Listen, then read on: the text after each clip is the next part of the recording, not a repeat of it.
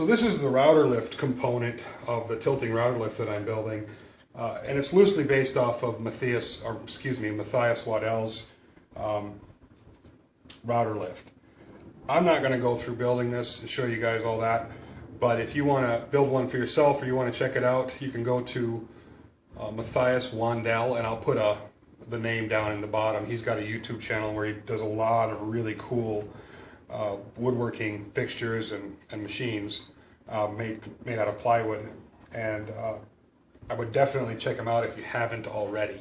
A very, very cool guy to see what he's doing. This is a highly modified router lift compared to what he did, but it uses the same type of drive mechanism. I use two gears that in turn turn a threaded rod that go through the body of this, which lift the router sled up and down, which is really great for making those micro adjustments.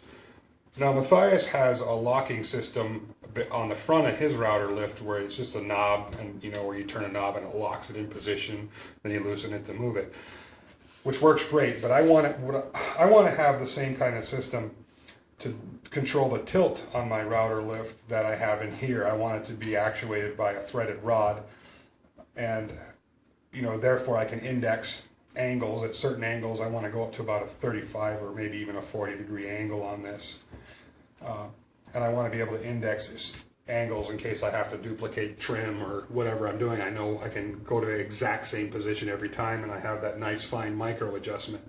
That's what I'm doing today, and I thought I'd take you guys along for the ride.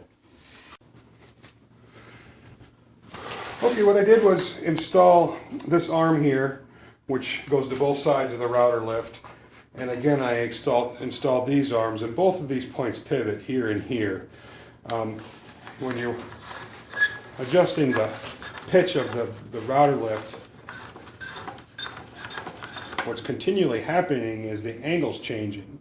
It never stays the same from this point to this point, so I can't just hinge one side. Both sides need to be hinged so they can move with the angle.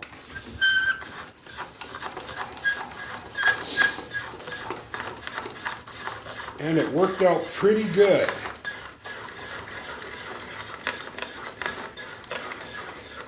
Okay, with our screw actuated tilting router lift complete, I'm going to throw it back in the table and mess around with it, see what I can do with it.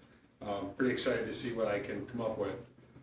As always, I would encourage you guys to get out there and challenge yourselves a little bit, do something you haven't done before, use your imaginations. You never know, you might surprise yourself. Anyway, thanks for watching as always. Please subscribe if you like what you see. We've got some more fun stuff coming up. In the next couple of days, I'm going to be building the foot-operated pocket hole machine, or Craig jig.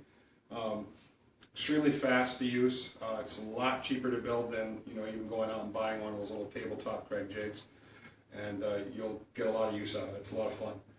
So thanks again, and we'll see you soon.